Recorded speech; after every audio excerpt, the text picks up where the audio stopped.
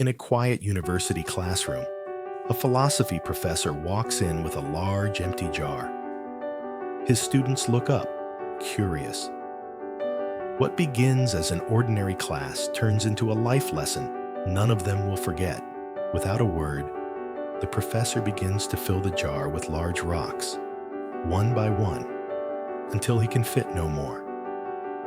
He asks the class, "Is the jar full?" They all nod.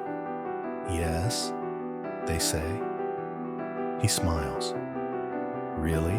The professor then picks up a container of small pebbles and pours them into the jar.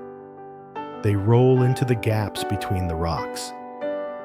Again, he asks, "Is it full now?" The class laughs and agrees it must be.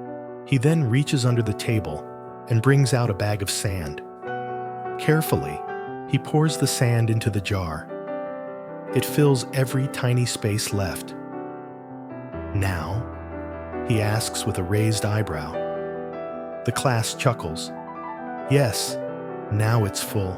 Just when the students think it's over, the professor surprises them again.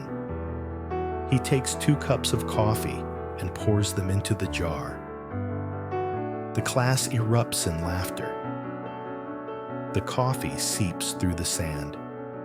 He smiles and waits. The professor looks up. "This jar represents your life," he explains. "The rocks are the important things: family, health, passions. The pebbles are other things that matter: your job, your home. The sand is everything else, small stuff." He pauses. "If you fill the jar with sand first, there's no room for the rocks or pebbles." A student raises their hand, smiling. "What about the coffee?" The professor chuckles. "Ah, yes. No matter how full your life may seem, there's always room for a couple cups of coffee with a friend." The room fills with warmth. In a world full of endless tasks and noise, it's easy to lose sight of the big rocks. We fill our lives with distractions, chasing things that don't matter. But life isn't about doing more. It's about doing what truly matters. So take a moment today. Ask yourself, what are your rocks? What would your jar look like?